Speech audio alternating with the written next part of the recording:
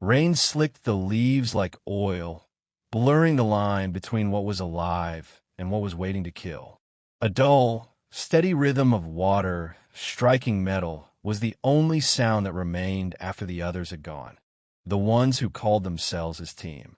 Captain Jace Rennick crouched beneath the thick canopy, muscles taut, blood dripping from a shallow gash along his side. The wound wasn't deep, but the betrayal was. He had known something was wrong the moment the drop pod doors slammed shut behind him with a little too much finality. No handshake, no eye contact, not even a final snarky comment from Lieutenant Corell. Just silence. They had launched him into the green hell of Virex. 7 like he was cargo, not command. Disposable. He scanned the tree line. Every movement was deliberate, his breath measured. The jungle was alive in a way that made Earth seem like a dead museum. Vines coiled like snakes. Flowers breathed like lungs. The air was thick, not just with moisture, but with intent. It was as if the planet itself didn't want him here. The comm unit on his wrist was dead. No signal, no ping, no fallback protocol. Only static, which meant he was alone. That wasn't new. Jace had never been the warm one in any squad. His genetic augmentations, reflexes, perception, muscle density made others respect him, but not trust him. Not really. It was too easy to dehumanize the enhanced. That same logic must have made it easier to leave him here. He moved slowly through the undergrowth, boots muffled by layers of wet detritus. He wasn't searching for extraction. He knew better. He was looking for high ground, somewhere he could take stock, maybe find old survey tech. The planet had been charted before, poorly. What little intel he had suggested predators beyond natural evolution.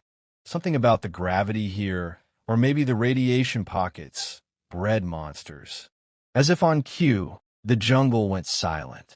Every insect hum, every frog croak, vanished like a sucked-out breath. Jace froze. It wasn't just quiet, it was wrong. Something was near. He heard it before he saw it. A low, rumbling growl, vibrating through the damp earth like thunder wrapped in menace. He turned slowly, eyes scanning the green shadows. Then he saw it. Yellow eyes. No, not just yellow, bioluminescent, burning like twin stars. It stepped into view with the calm certainty of a king. 9 feet from nose to tail, midnight blue skin rippling over dense muscle. Fangs the length of Jace's forearm.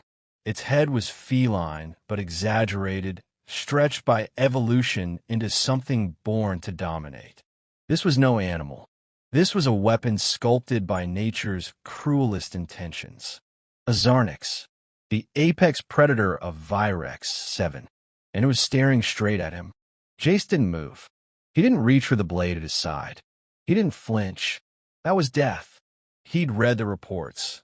What few fragments survived the missions before his. Zarnixes didn't just kill. They stalked, toyed, studied. Running marked you as prey.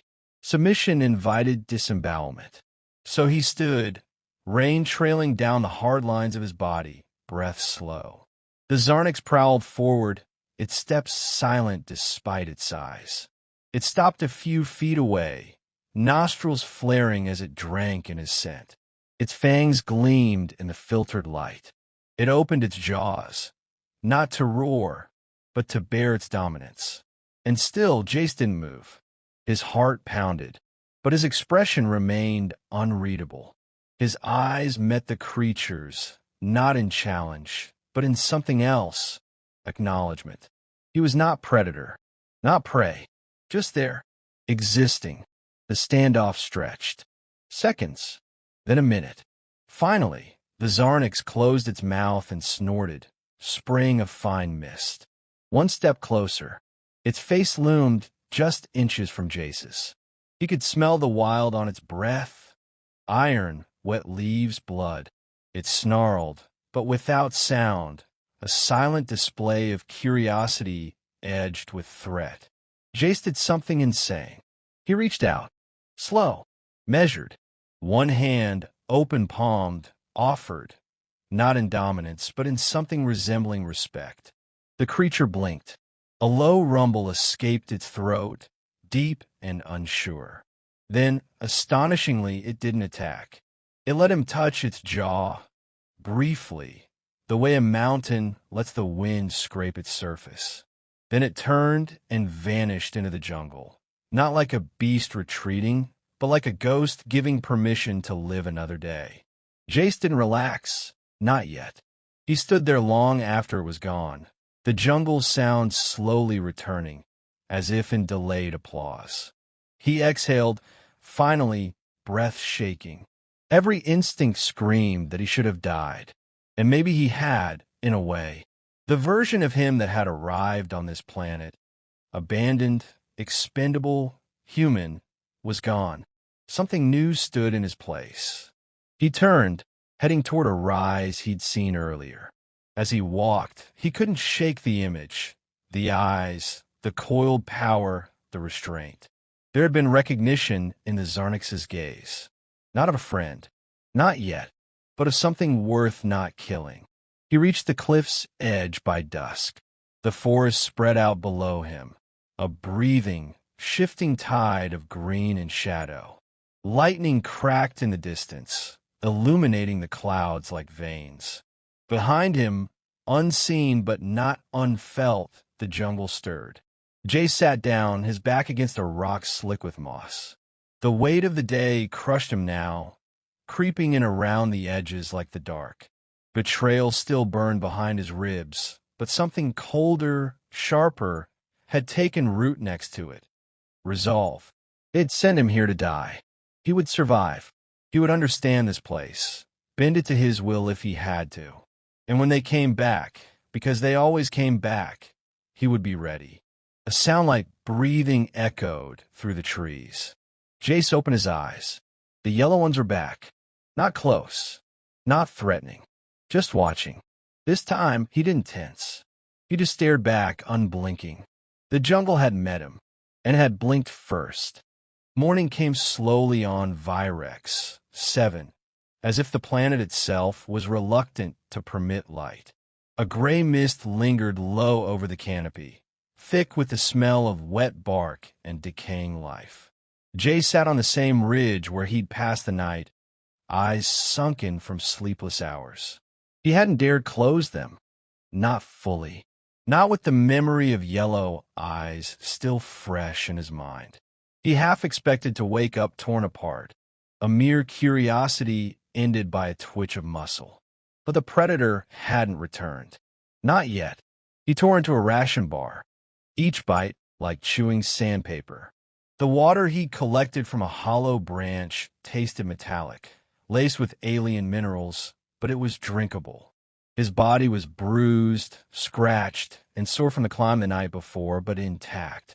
That counted as a win. As he rose to scout a new position, movement at the edge of his vision froze him. The Zarnix stood again in the trees. Still, watching. This time he saw more. The beast wasn't stalking. It was studying. Jace didn't move. He couldn't afford to. The slightest twitch might shatter the fragile understanding between them. He lowered himself slowly to a crouch, never breaking eye contact, and rested his palm on the ground. A test. The Zarnix blinked once, then padded forward with fluid, predatory grace. Closer. 10 meters. 5. Jace could hear its breath now, steady and controlled. The massive cat-like creature stopped within arm's reach again, just like the day before. But this time, it didn't bare its fangs. It sat. The gesture was absurd, surreal. A being that could tear through reinforced alloy plating was sitting in front of him like a sentinel, regal and composed. Jace exhaled quietly, astonished. He could almost feel the weight of its gaze pressing into him, intelligent, inquisitive. He reached out again, this time slower, palm upward. The Zarnix didn't recoil. It lowered its head until its forehead touched his hand. Barely, the briefest contact, before standing once more and vanishing into the trees like a ripple disappearing beneath still water. Hours passed before Jace moved. His brain was caught between awe and the dawning edge of revelation. The creature had returned, not to hunt, but to confirm something. Recognition, memory, decision. He couldn't explain it, but he felt it. From that day forward, the Zarniks appeared regularly. Not every hour, but often enough to prove it was no coincidence. Sometimes it trailed him at a distance, yellow eyes glinting through foliage. Other times it would lie across a ledge above, clearly visible but never aggressive. Days turned into a rhythm of cautious proximity. Jace gave it space. The Zarniks, he realized, responded in kind. He named her Nyx. The name slipped from his lips during one of the long, silent watches, and though she gave no sign of understanding, he continued to use it. Nyx, he murmured one night, gazing into the campfire he dared to build in a shallow cave. Why didn't you kill me that first day? He didn't expect an answer, and none came. But when he turned his head, she was there again, half silhouetted in the darkness, her glowing eyes reflecting firelight like molten gold. Something changed the following week. He stumbled into a thicket teeming with violet fungi, not realizing they were laced with neurotoxic spores. The hallucinations came first, trees breathing, his own arms lengthening. Then the pain, sharp, jarring pulses at the base of his skull. He collapsed, convulsing. When he woke, his mouth was dry, his skin burning. He was lying not on fungus, but a bed of smooth leaves. Cool water touched his lips. Something wet wiped the sweat from his brow. Blinking through the fever, he saw her. Nyx was crouched beside him, one massive paw pinning a plant stalk, its liquid dripping slowly into a bowl-shaped stone. She was nursing him, not out of pity, not instinct, choice. The fever broke hours later.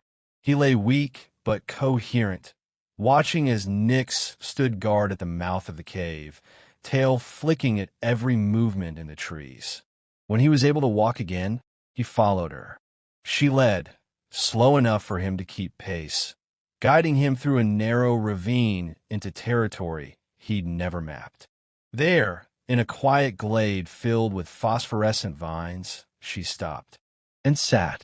Jace realized what it was, a gesture, an invitation. Trust had been earned.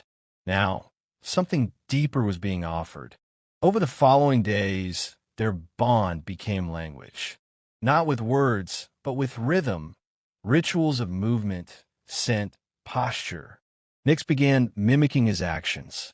When he sat to eat, she lay beside him. When he sharpened a stick, she watched closely, head tilting with eerie mimicry. She brought him things too. Small bones, strange roots, even once the carcass of a bird-like creature with prismatic feathers. He understood the meaning. Gifts, provision, pack behavior. He gave back when he could. Fire-starting twigs, a wrapped bundle of protein from his dwindling rations. She sniffed them, accepted. The line between beast and ally blurred with each exchange. Then came the storm. A pulse surge ripped across the atmosphere, frying half of Jace's remaining tech and triggering a tectonic tremor that collapsed part of the jungle basin. He'd been foraging when it hit, and by the time he returned, their cave had collapsed. Nyx was trapped beneath a slab of stone. She didn't cry out. She didn't scream. Her body was motionless, breathing shallow, a long gash across her shoulder leaking iridescent blood. Panic hit him like a gut punch. He didn't think, just acted. He dug with his hands, tore through vines, wedged a metal rod into a crevice, and used his entire body weight to lever the rock just enough. Long minutes passed. His muscles screamed.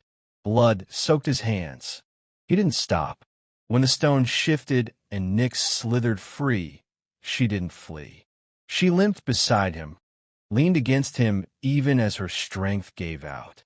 He dressed the wound with strips from his shirt, fed her the last of his clean water, slept beside her through the night, one hand always resting on her side. When she woke, she pressed her head against his chest for a long, motionless moment. It wasn't submission. It was kinship. By the time she could walk again, she no longer watched him from afar. She followed. She mirrored. They were no longer man and beast. There was something new, something fused by survival and earned trust. Jace's thoughts shifted, too. No longer was he just surviving. He was learning, seeing this world not as a trap but a system. And he was part of it now. The fear of death no longer loomed. Not like before. Because now, he wasn't alone.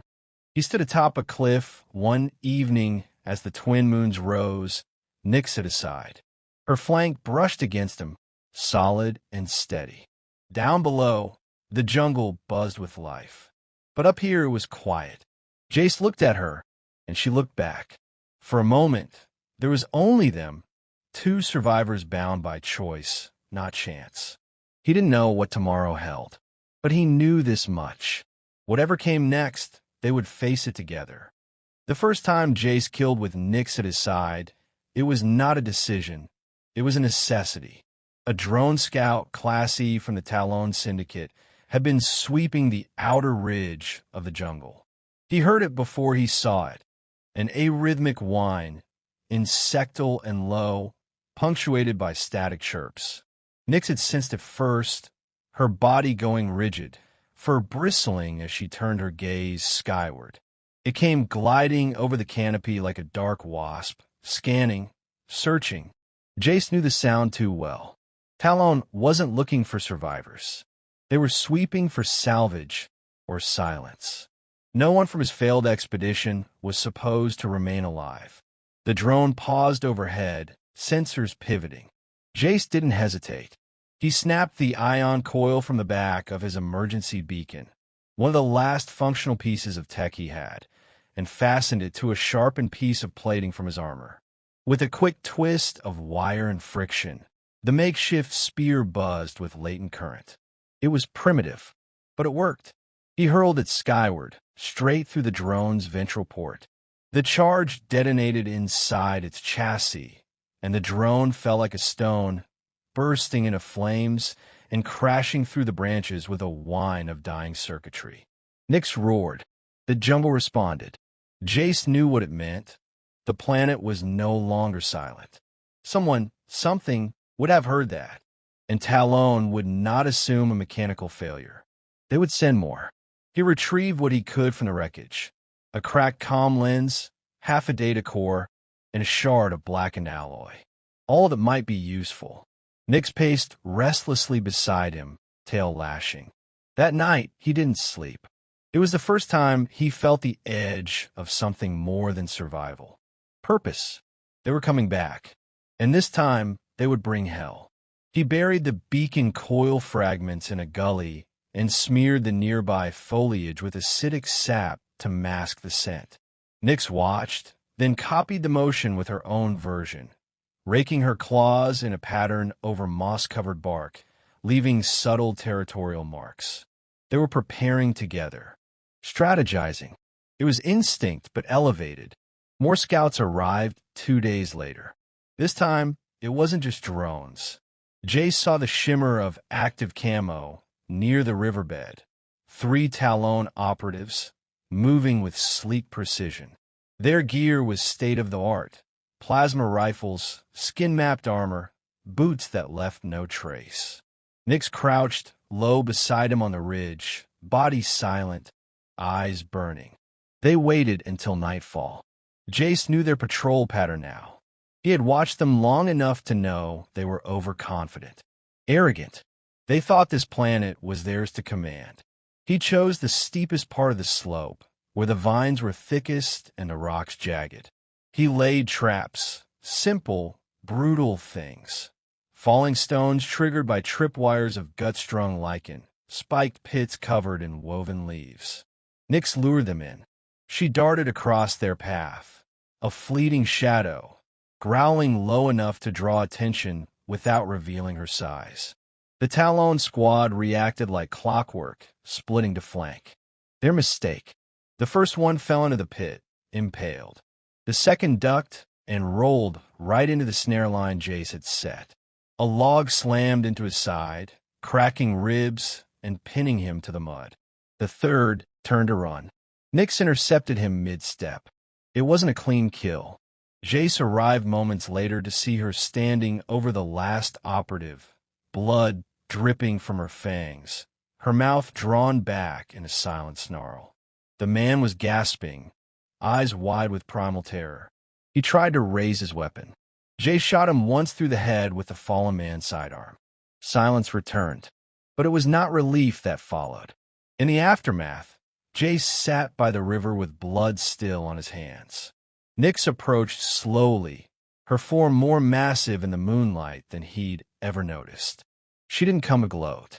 She sat beside him and said nothing. He spoke, not expecting understanding, but needing to speak. "I was supposed to die here," he said. "They planned for it. Wrote me off before I even hit the ground." Nyx didn't move. "I don't think I'm angry anymore," he continued. "I think I'm finished being part of their system." She looked at him, long and steady. He knew, then, the bond between them wasn't one of dominance or dependency. It was choice. Two creatures cast out, hunted, and underestimated. Now, no longer. They began moving camp frequently after that. The Syndicate would not give up easily. They would bring better scouts, perhaps even atmospheric hunters. Jace needed to reach higher ground, to gain advantage and understand the scale of the net closing around them. They ascended the mountains to the north, terrain where few dared tread. Razor vine choked the slopes, and thin mist veiled cliffs that fell into bottomless gulches. But Nyx was made for it, her strength and balance guiding Jace through paths even drones wouldn't risk. At the summit of a ruined observatory, they found remnants of a previous outpost. Not human, not Talon, ancient, carved with glyphs and scorched by time. Jace recognized some of the architecture from debriefs, possibly the Arkan, a pre-collapse race that once seeded half the galaxy. There was no power left in the station, but the platform offered what he needed: line of sight across the jungle basin. From here, he could map ingress points, track patrols, and, if the stars aligned, broadcast. Using scraps from the drone wreckage and the shattered outpost's relay base, he began building. Not a beacon, a signal, not for rescue, for warning. They needed to know. Humanity needed to understand what Talon was doing here. The Syndicate wasn't just salvaging tech. They were hunting sentient apexes like Nyx. Weapons. They wanted to tame them, break them, forge them into war machines. He wouldn't allow it. He worked through the nights. Nyx guarded him without fail, pacing the perimeters, sleeping only in brief intervals. Her wound had healed into a thick scar, but she moved just as fiercely, just as proud. The message was almost ready. Jace watched stars flicker into view, his eyes scanning constellations he now knew by name. This planet had changed him, not broken him, forged him. And then he heard it, a low hum like breath before scream. The unmistakable sound of descent thrusters. A dropship. Talon was coming, this time with more than scouts. He turned to Nyx. She was already watching the sky, her shoulders squared, her body tense. They had little time. Jace opened the relay's interface and input the last sequence. A burst transmission, short, potent, untraceable. It would arc toward a satellite still in low orbit, ping off a relay, and scatter to every listening station tuned to Talon frequencies. The truth would be out. He pressed send. A soft ping confirmed launch. Below, the jungle exploded with light. Search beams carved through trees like godlances. Shouts echoed, distorted through helmet filters. Tactical lines advanced in tight formations, more organized, more lethal. Nyx growled low, not with fear but promise. Jace stood beside her, gripping a reassembled plasma cutter. Not enough to win, but enough to hurt them, to stall them, to show them what resistance really looked like. The first blaster shot rang out, and they charged together. Rain lashed the mountaintop as if the sky itself had decided to join the fight. Talon's dropship shrieked overhead, its engines a guttural roar that cracked through the darkness. Floodlights blazed against the canopy, turning the jungle below into a chaotic mosaic of shadow and flame. Jace crouched behind the shattered rim of the ancient observatory, plasma cutter humming in his hand, its energy core barely stable. Nyx stood beside him, her eyes locked on the advancing figures. At least 20 armored soldiers moving in tight formation, their weapons glowing like coals in the gloom. They didn't wait.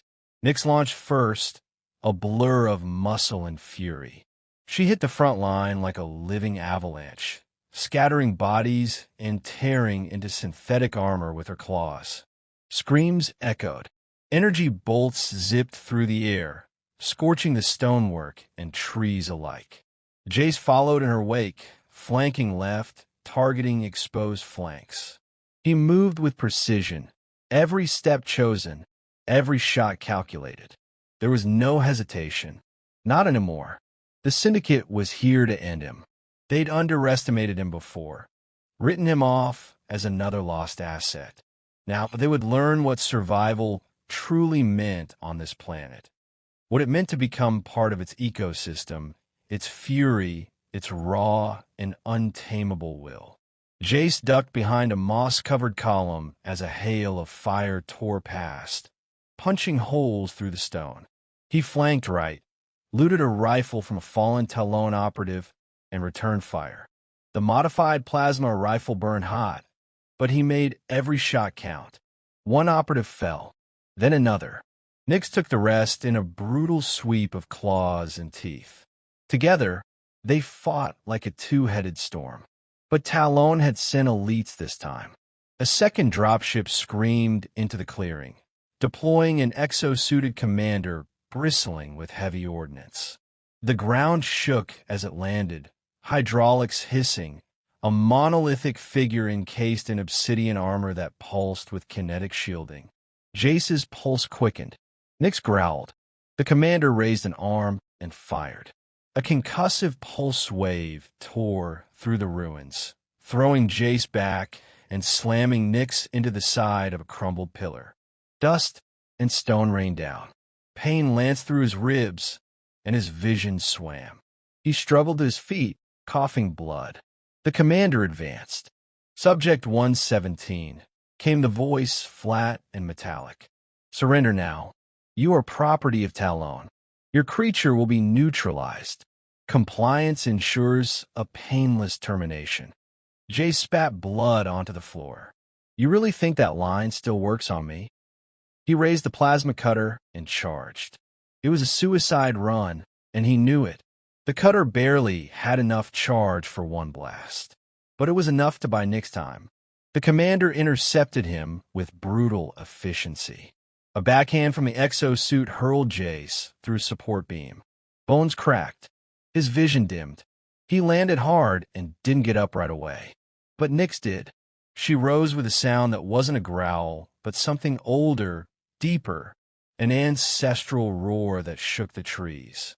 She leapt at the commander, claws flashing like lightning. The exosuit caught her mid-pounce, locking one of her limbs in a mechanical grip. She twisted, bit down on the servos, and tore the arm clean from the socket. Sparks flew. Jace pushed to his knees, vision clearing. He could see her bleeding again, long gashes across her flank. She wouldn't survive much more. Neither of them would. But she was still fighting. For him. And something in him snapped. He crawled toward the beacon array, its antenna still standing like a twisted spine above the observatory. The message he sent had gotten out, but it wasn't enough. If they both died here, Talon could still bury the truth. But if he could overload the relay, use its reserve power to spike the satellite directly. It might light up every Talon channel in the quadrant. He rerouted the power manually, fingers numb and shaking. The panel hissed, then sparked, accepting the override. As Nyx roared behind him, holding the commander at bay, Jace slammed his palm down on the final sequence. The array screamed. A blinding pulse shot into the sky, pure white and endless. Every device in the operative's suits sparked and died. The commander staggered back, shielding its optics. Nyx struck. With a final, spine-rattling leap, she clamped her jaws around the exposed neck joint of the exosuit and bit down. Hard. The armor crumpled, and the commander fell, twitching and silent. Then everything was still. Jace lay on the floor of the observatory, staring at the sky. The storm had broken. Stars peeked through torn clouds. He couldn't move. Every nerve screamed in protest. But he could hear Nyx padding toward him, slow, pained. She collapsed beside him, chest heaving. "We did it," he whispered. "I think we really did it." She made a low sound in response, somewhere between a growl and a sigh. Minutes passed, then hours. By morning, the jungle was quiet. The Talon squads were gone. The message had gone out. Across systems, data analysts and whistleblowers would be reading it, seeing the footage, watching the horror unfold, seeing Nyx not as a weapon, but as a being, and Jace not as prey, but as the one who stood with her. They recovered in that ruin for 3 days. Long enough for Jace's broken bones to begin fusing in a makeshift brace he fashioned. Long enough for Nyx's wounds to scab over. He fed her what he could hunt. She brought him leaves with medicinal sap, dropped them beside his bedroll like offerings. On the 4th morning, a ship appeared on the horizon. Not Talon. Smaller, sleeker, civilian. It didn't land at first. It hovered, waiting. Jace climbed to the signal tower and raised his hand. The ship lowered. He didn't expect what stepped out. A woman in rugged armor, face weathered by too many battles. Her eyes flicked from him to Nyx and back again. "You're Jace Rennick?" He nodded. "I got your message," she said. "So did the Sector Council. You're going to need protection. Witness rights. Medical. Press. I need nothing," Jace replied. "But I have a deal to make." The woman arched an eyebrow. "You're in no position to negotiate." Nyx growled softly. The woman stiffened. "I am now," Jace said, voice steady. "She's not going in a cage. And I'm not disappearing. We talk, or you leave." There was a long pause. Then the woman nodded. "All right," she said. "Let's talk." They boarded the ship together. Jace didn't look back. The jungle, the fight, the silence, it would always be with him. But now he had a new battlefield. The truth, the future, the legacy of what they'd become. Not conqueror and beast, but partners. Survivors. Something the galaxy had never seen before, and something it would never forget.